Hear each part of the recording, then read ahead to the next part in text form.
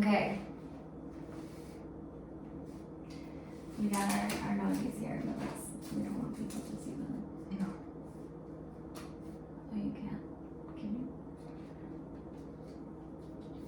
you? That flower would be cute on here. I'm gonna do it.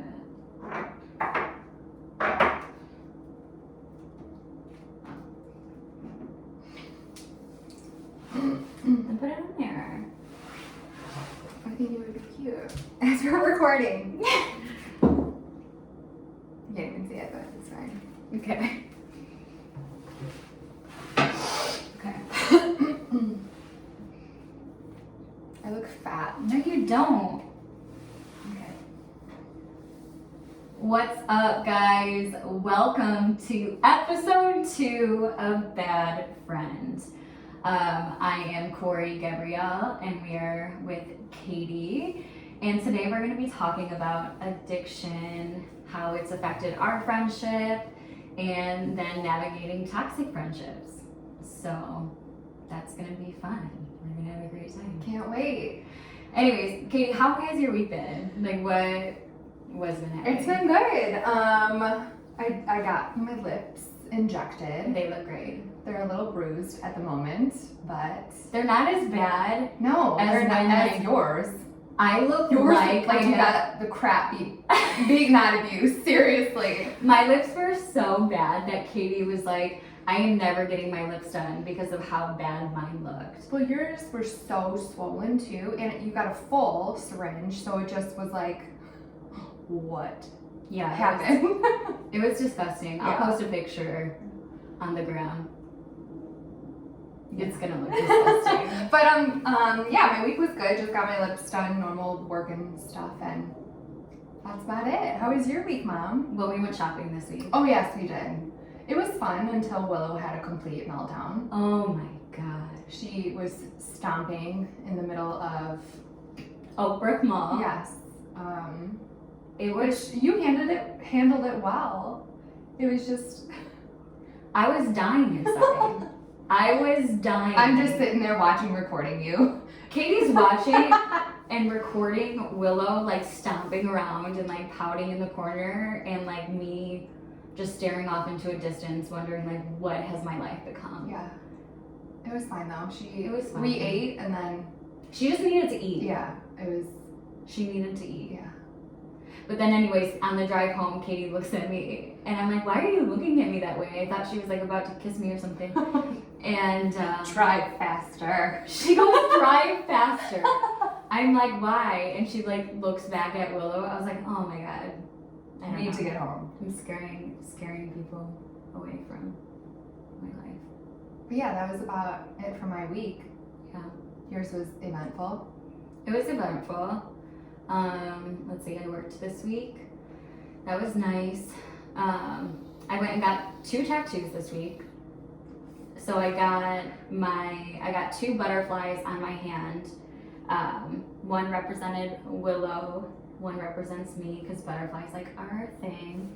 And it was funny because I showed Willow, I called her because I wasn't with her, and she started crying. And I was like, oh my god, baby, like what's wrong? And she was like, well, I don't have a butterfly on my hand. So I instantly had to go to like Amazon and I had to buy like butterfly, like, you know, those like stick on. You know when she's older, she's gonna want as many tattoos as Mom. She's gonna have like neck tattoos. You know she's going I to. know.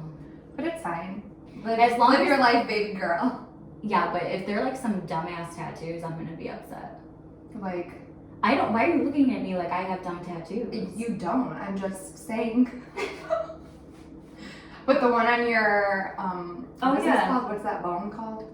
Your clavicle. Clavicle. I was gonna say I think- cubicle. I'm like, that's not it. That's totally not it. Clavicle. It Your says, clavicle. I love you for Miles. I love you for Miles. Yeah. As soon as you got that, I knew that Miles was for Willow because you always call her Miles. You texted me, you're like, I already knew that. And I was like, I never said you I didn't. knew why you got that. I just Yeah. know. I just already know. So I call Willow, it started, I started calling her Milo because, well, I call her Lo. Yeah. Then it turned into Milo. and then it turned into Miles.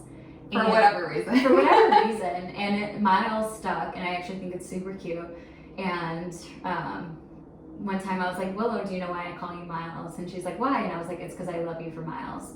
And so every time I ask her now, I'm like, baby, why do I call you Miles? And she's like, because you love me so much. And so it's cute. I got that, yeah. So it's in cursive. It's really cute. I think, Yeah. Did you post it? Post it. I think just to my story, but yeah, I should. Okay. I think I'm waiting until it heals. Yeah. Well, it looks good. Also, fun fact, when I came over today to do our podcast, Katie came back with a shopping spree that she just had. Yeah. And I just want to know everyone's opinion. Oh God. Come on. You looked great. You said I had muffin tops on my ankles or my Okay, biker shorts, everybody. If you are biker shorts. If you are over the age of 25, which I am, can you wear biker shorts? I am 29 and I love biker shorts. They're just nice to sleep in. Like, they're super lightweight. I maybe should have bought a bigger size because I did have muffin tops on the tops of my knees. Okay, but like a little thicker, but I feel like you desperately want to wear them with like a big t-shirt going out. And they're cute. But we're like not Gen Z and we're trying so hard to stay relevant. X-nay on the biker shorts. Sorry y'all, I will never wear them in public. And they're lime green too, which makes it 10 times better. Lime green. Anyways, let's get into our topics. Okay, addiction. Addiction's a dick. Get it? Yes. I just came up with that. That's real good, actually. It is a dick. It is a dick. So you obviously have dealt with addiction. Yes. So in our previous episode, we talked about kind of like our drinking career together. Yes. And alcohol has always been like a part of our lives. And it like still is today because of like the recovery, but like... Well, it kind of developed our friendship in a way. It did. It's what brought us together. It is, but obviously it went south. It tore us apart. It went south for you. It didn't go south for me, but it went south for us. Right. So let's get into that. I think, well, let's start where it got like bad. I think two of the biggest moments before I got sober and went into rehab, which was in 2014, was one time when I got slammed. I think it was like St. Patrick's Day. I was out with some friends who... Not me though. No, it was not you. And I like went to the red line. I was like blacking in and out at this point, which is how I drank like 4 or 5 nights a week. And it was just ridiculous at that point. But anyways, the next morning I black out. I have no idea what happened. And I wake up at the end of the red line in Chicago in an old dormitory crack house. And I like woke up. I don't think I ever messaged you about it. I don't think I ever messaged anybody about it. I didn't know about this until you recently like started coming out with it. Because it's so tragic. Well, right, but I never knew this story. I mean, it's not one I like want to like be like, hey guys, woke up in a crack house, like, well, right, Southside Chicago. But I took the L back and I pretended nothing happened, and I started drinking because I would have like the shakes, and that's like how it really began. And then I think the second biggest thing was when I had my DUI. Yes. And we were still friends at that point. You were away though at college. You went to... I transferred to Grand Valley. I moved in for 1 week, got a DUI, and moved home. Yes. I knew something happened, obviously because you moved home, and I was like, what's happening? Like, the semester hasn't even started. Right. And then I just remember you calling me over and being like, hey, I need to like talk to you. I'm like, oh God, what is this about? And you just talked about how you were blacked out in a car, drove, got arrested. Right.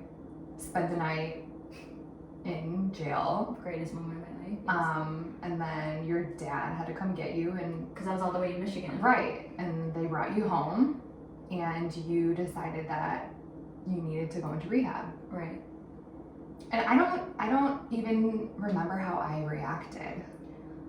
I think I was. I remember you saying, like, if that's what you think is the best for you.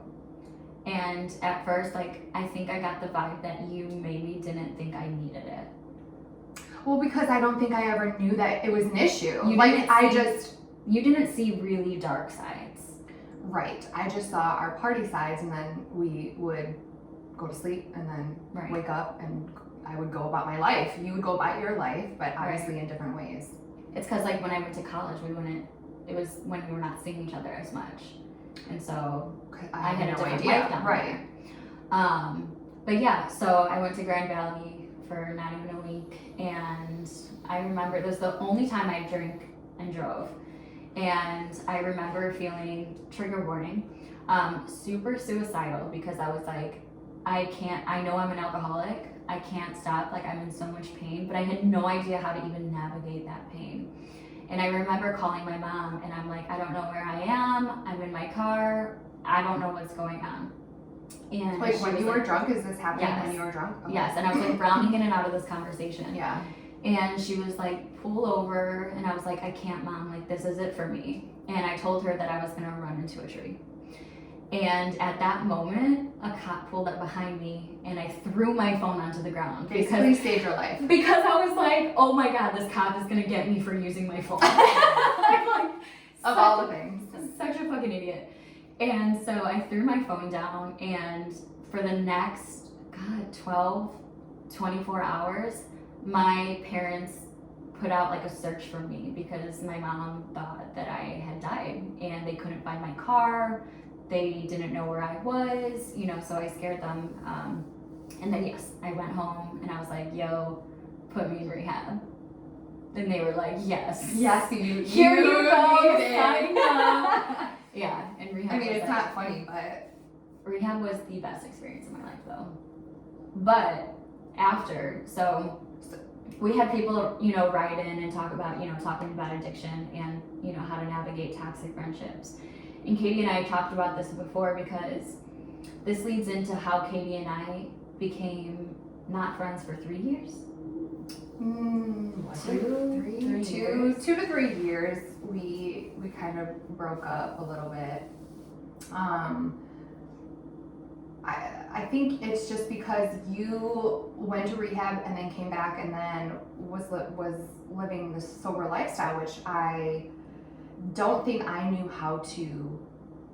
I mean, I know how to not drink. I just don't know how I was going to support you to the length that you needed it, I guess. Well, because I was so gung-ho. I was like, I had boundaries set in place. I was like, I can't be around and it. I was still in my, like, party phase, I guess. Still going out, still... You were like 22, 23. Right. Yeah. So I was still doing all of those activities. I think we just kind of faded our friendship, because then you were living in the city, and I didn't come to the city much to see you, but I remember, like, still communicating with you, but then it just kind of just dropped from there. Which made me sad, though, because we didn't really have a falling out. I think there was just a miscommunication that we had, or you felt some type of way towards me. It was a huge miscommunication. I was upset at you. I was so hurt and upset at you. And what's like, okay, so talking about toxic friendships and stuff, I think communication is the foundation for any sort of relationship. And when you're young, it's hard to navigate that, because you're not aware of, like, okay, how does this person communicate? How do we communicate together? And so I remember one time I reached out to you, and I was like, you invited me to go somewhere. And I was like, no, I'm not really comfortable hanging out with people like that. Oh, yes. And you told me that you took that as I didn't want to hang out with you. Because I was associated with people who drank, and you didn't want anything to do with me. This is what I thought. That you didn't want anything to do with me because I still drank. Right. And yes, I wanted to support you, but I wasn't going to change my whole entire life for you. So I think that's where we had that miscommunication. Right. And then it just fell down. And then it was done. It was like ghost. And it really hurt me because It hurt me too. I know, Katie was you upset because she thought I pushed her away because I Yes. didn't want her, and then I thought she was like didn't want to be my friend because I was sober and didn't want to support me, and we were like best friends. Right. Yeah, Damn. it was crazy. It was crazy. So that was 2 years. Yeah, But stubborn ass 2 years it was. of not. It Yeah, definitely was. And then, yeah, right. I remember being sad, but I didn't know how to be there for you. Right. Well, when you're young, I feel like that's what's difficult, and like I have a lot of people reach out to me of like, you know, my friend does this, my friend does that. How do I navigate that? And I feel like especially as like girls and women, we can be so brutal to each other, and especially as friends when you feel like betrayed, it's like petty and this thing where that's not how we come together. But like I've had my own experiences with like toxic girlfriends, and we talked about being toxic with each other at some point. Meaning me and you. Yeah, you and me.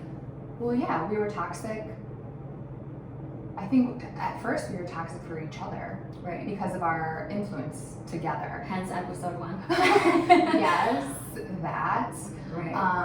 And then obviously our not communicating as best as we should have, and that's what led to us not being friends. Right. And then but then once we came back, so how we came back was because of Willow.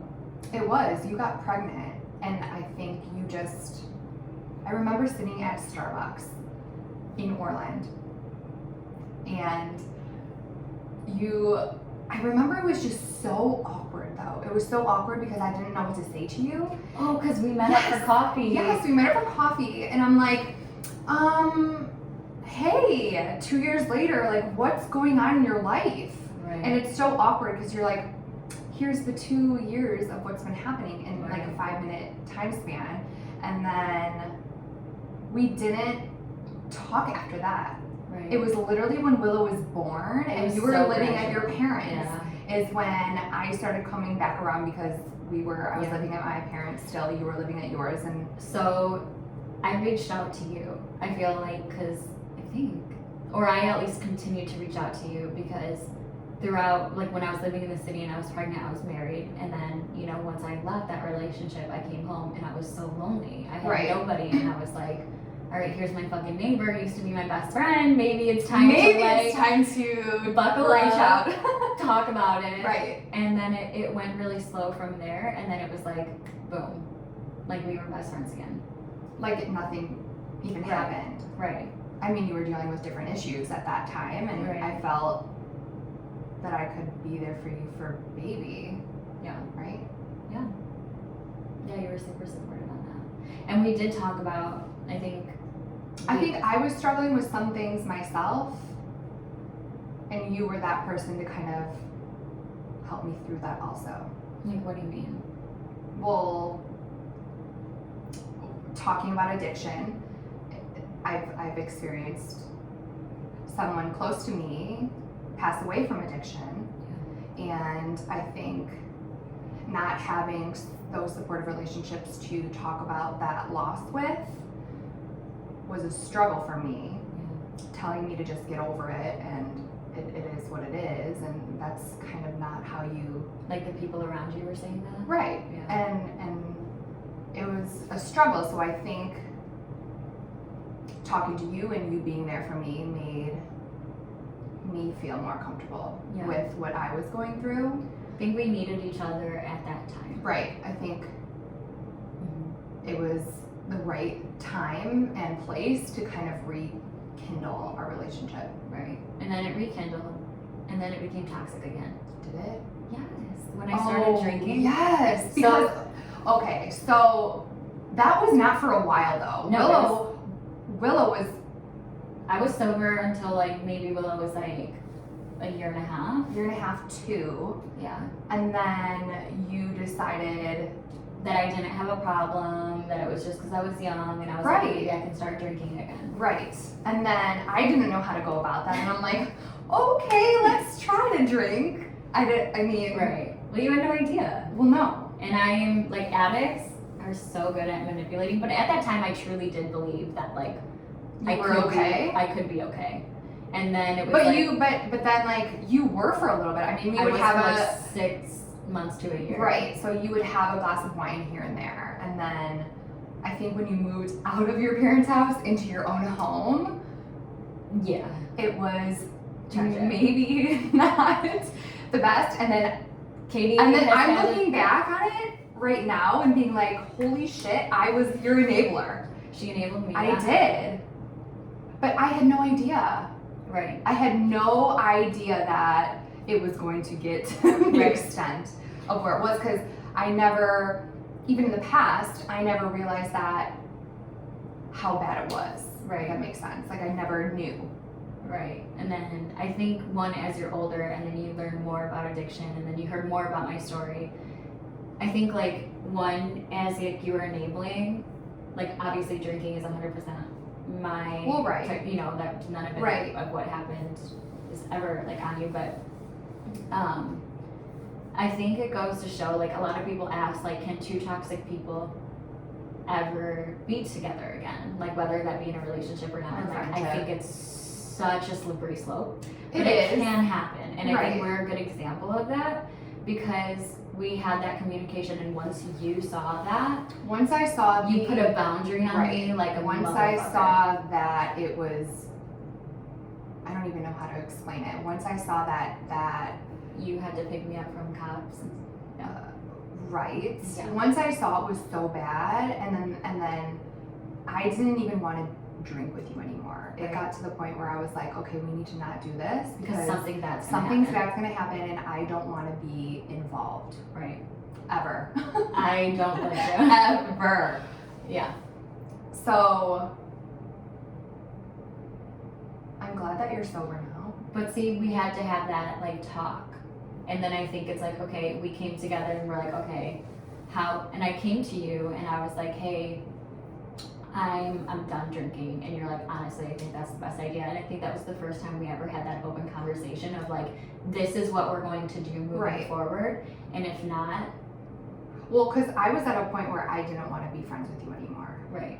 And I think if you never apologized to me or reached out to me, I think that would have been it. Right. Because it was just so bad to where I didn't want you in my life anymore. It was toxic. Right. And people who have addiction, they, oh my God. One, if you're dealing with somebody that has the disease of addiction, please go to Al-Anon. Reach out for support because they can ruin lives. And I take 100% responsibility for that. Like my addiction can ruin people. It ruined me. It has ruined relationships before, and it hurt you, and that was like, you're the last person I wanted to hurt. Right. You know.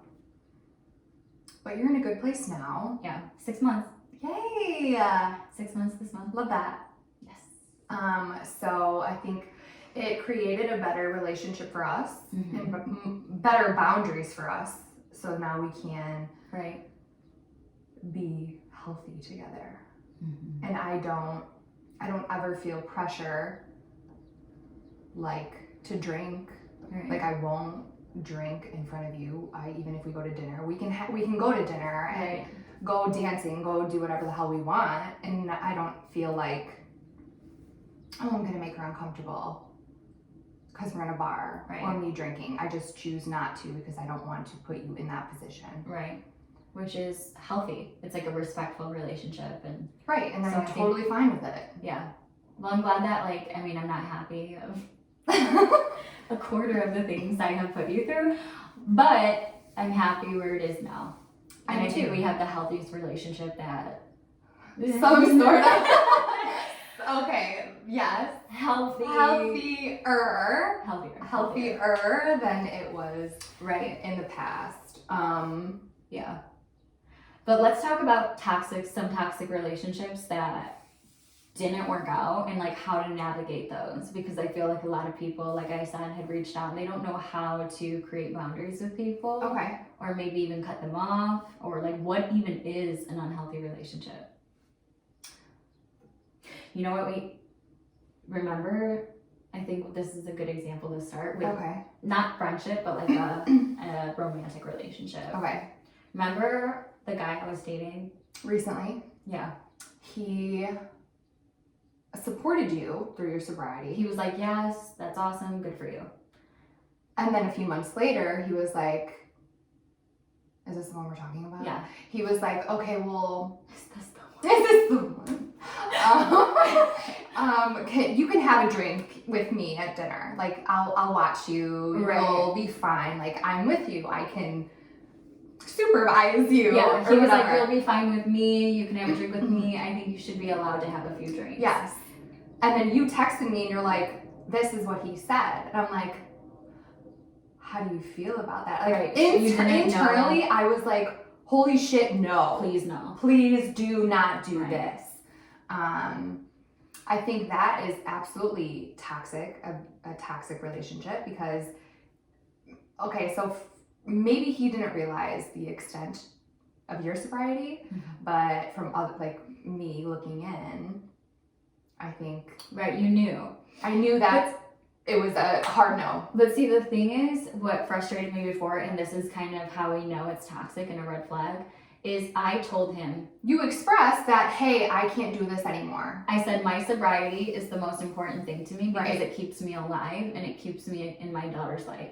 If I drink and I continue drinking, I will die. Right. I will die. You know, so it's a life or death situation for me, or I will lose my daughter. And he didn't take that seriously. Well, at first he was like, yeah, sure. And I was like, and I'm going to let you know, I will, if there's ever a situation where I'm like super vulnerable, like I will try to manipulate you. Any addict who listens to me will try to manipulate. We're the best manipulators in the world, anything to get our way. And so when he even cracked the door of like, oh, I think you should be able to, I'll just watch you, I'm like bulldozing inside that door. And I did twice. And I was like, and then I reached out and I was like, this is so unhealthy for me. I'm upset that you kind of you told me, meaning you reached out to him and said that. I said, I'm sorry, like I feel kind of weird that you allowed this to happen. 100% my responsibility. Sure. But that was a toxic the fact relationship. that he opened that door for you, you had to either think about the repercussions or go for it and then right. destroy whatever you've already built up. And so with that, like how I put a boundary on that was, one, I acknowledged it. And I asked for what I needed and I was like, that can never happen again. And he kind of got a little offensive, like I didn't, you know, whatever. And then I ended up having to end the relationship because I'm like, I know down the road again, Something it would like happen. this is going to happen. And if not this, it's going to be something, a different topic or a different situation. So it's so important. I feel like when you do enter relationships, understand, like have that self-awareness of like, what do I need to honor my needs? And if that other person can't respect them, either have that discussion, see if there's like a way you can like deal with it together. And if it keeps getting crossed, that relationship has to end. You know, that is an unhealthy relationship because, For I think for drinking and not drinking. Right. Yeah. Altogether. Yeah. Like whatever issue somebody's having. Right. But girlfriend-wise, girls are the worst. Girls are the worst. I'm such a girl's girl, such a feminist, but oh my god, ladies, like why do we have to be so fucking Why do we awful have each to be other? so mean? So I'm gonna take this advice for myself too, because I have a tendency to kind of destroy some relationships of my own. Destroyed some friendships, and I take 100% responsibility for this. Yes. Right. I think I don't know. But I'm so hard. proud of you for acknowledging that, because that means that like how do I move forward in the future to not. Well, right. And I think some friendships that have ended on my part were 100% my doing and me not I don't know, not ending them way before, but it was kind of a blessing in disguise, just because yes, I'm the one who did the wrongdoing, but I think it needed to be done, just because I felt toxicity in my own life, dealing with the person that I lost and people telling me to get over it and not knowing how to kind of maneuver and deal with that hurt of my own.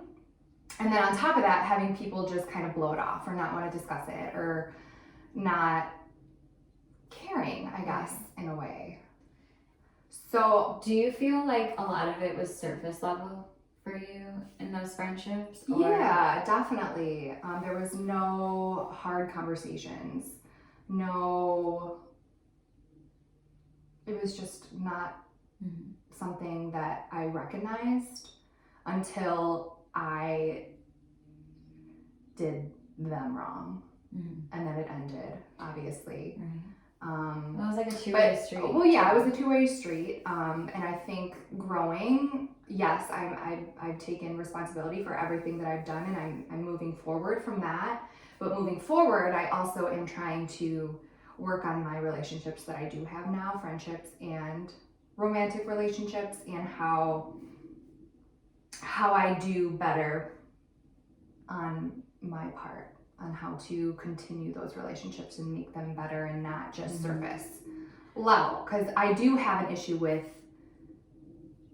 talking about feelings and getting deep into conversations, having conversations that are uncomfortable when it needs to be addressed. Right. So I think that blessing in disguise made it to where I'm now having to look deeper within myself and kind of learning how to navigate those healthier relationships. Okay. I like that. Does that make sense? Yes, it so does. Even with us, I am trying to better us so we don't break up again. break up again. So, I mean, I think like what I'm hearing from you is like the biggest thing was like that self-awareness. Again, like even just like what I talked about, and then being like, what am I contributing to this? What are they contributing to this? Right. And do you make that decision to continue or not? Right. And it was done regardless of that. But I think it was a good thing for me and for them and for my sanity. Yeah. My sanity. Yeah, because friendships that like either like manipulate or you don't feel like you can talk to them on a personal level or get really deep, it's a very lonely feeling. Yeah, it's hard. I mean, you want to have that connection with at least one person to where you're... Well, you're my only friend. But even for people who don't have a lot of friends, they need that connection with somebody. They need that to where you can go to them and just be like, hey, this is what's happening, this is what's going on in my mind. I need to just get this out so I'm not keeping it all inside of me. Right. And having one person for that is super, super important. So I'm learning. I like that for you. Thanks, Mom. So much self and personal. Oh, it's a lot though. It's a lot to kind of. It's a lot. It is a lot. It has been a lot. It's super. But it's good. But it's good. It's good. Okay. So, I mean, I guess you've had more toxic like girlfriends. Ooh, yes. Than I've had. Well, I feel like you haven't, not that you don't have a lot of friends, but do you have a lot of friends? Okay, so you've had very surface friendships also though. And I had to cut them off, especially when I got sober and I was like, I knew what I needed. I was like, I have to discard what doesn't serve me anymore. And that doesn't make them bad people. No, and that's for me too. No bad people. It's my doing. It was everything that I did wrong. But you have to learn to either make them better or discard. Right. Like communication too. So important. But like, so back to you though. Okay, but you're easier with kind of. I'm up front. Well, right, and that's where it's easier for you to kind of get rid of the toxic people in your life. Where me, it wasn't easy, but you know how to have those conversations and kind of just know what you want and bye people. Yeah, I cut people out like a motherfucker. Yes, I'm like not serving me real quick. Real quick. But that's friendships and relationships too. I Like know. you know right then and there when it's not okay for you and you're like done. Right. Done.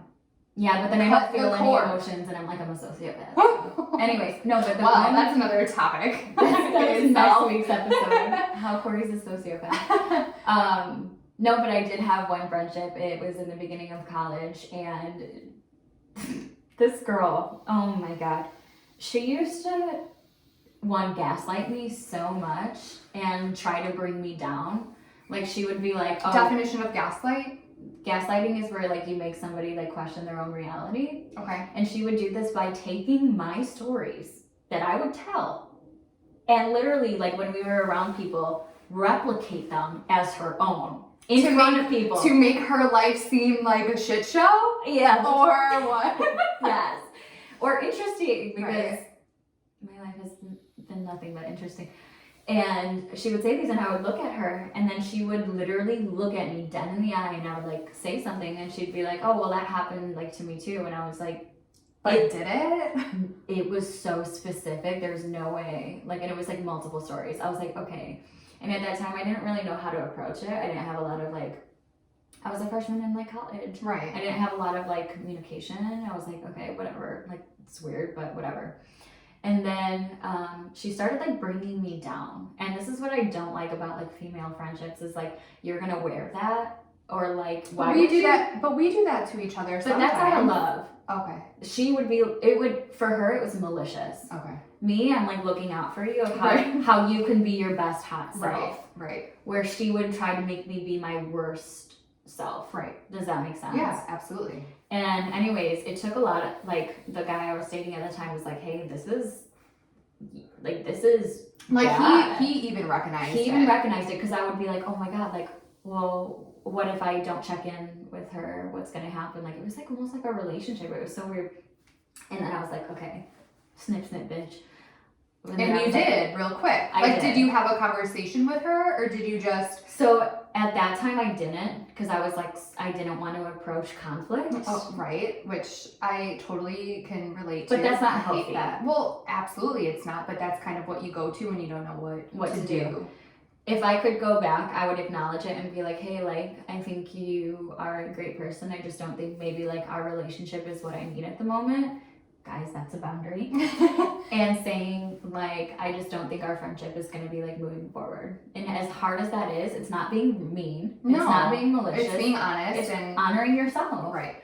However, I just kind of was like, I kind of like retreated very slowly. And once I had that out of my life, I felt so free. I didn't feel Like I was a weight being was judged. lifted off your shoulders. There was no eggshells. Yes. Yes. Exactly that feeling. It's when you get rid of something so toxic, it's literally a weight being lifted off. Right. And it feels good. Yes, it's sad Yes. because you've lost something, but then you've also gained some clarity Right. in your mind and Yeah. your life and Right. moving forward. So I think moving forward with healthy relationships, communicate, be honest, Communicate. set boundaries, Yep. ask yourself, is this honoring my needs? Get the courage to, set those boundaries so you respect yourself, and who knows, that might influence them to try to look into themselves. Developing new relationships, Yeah. whether that be new friendships or Yeah. romantic relationships, kind of Yeah. knowing what you're looking for. Yeah. You know? I know. Well, I only have one friend, so. I have a lot. No, I don't. No, I don't. But you are. If I talk to one person, if like a girl like messages me, Katie's like, who No. is that? I'm No. like, it's my cousin, dude. Like, relax. Oh my god. No. Wait, just before we end, the funniest thing happened last night between us. Oh. I had my red messages on Oh! for some reason, and it was only with Katie. And she's like, why is your red on? Like when you read the text message, I was like, it's not. And she was like, it is, and sent me a screenshot. I was like, oh, sorry, I didn't know. And I then thought you purposely did that. Yeah, and then I don't know why. That's why I addressed it. And then I took it off red, and I was And I'm like, what the hell? Put it back on. I know, I was like, I have to turn it off so you don't know when I'm ignoring you. And then she was like, that's rude as fuck. I was like, okay, maybe we should both put it on for each other so we know when that we're not ignoring each yes, other. because we don't need to be ignoring each other. Yeah, I'll call your ass out. Right. Not the healthiest. But that is healthy that now we're addressing it. But yeah. But now we're both on red. We're both on red. And we have our locations, so Yes. we know every single thing about each other and where we are.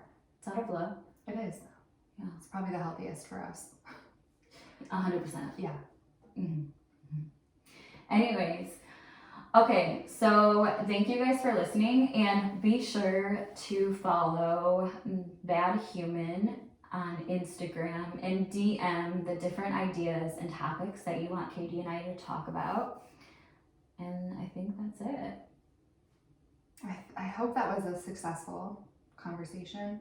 Hopefully everybody gets something out of it, and give us your feedback. yeah, let us know your feedback so we know what to do better.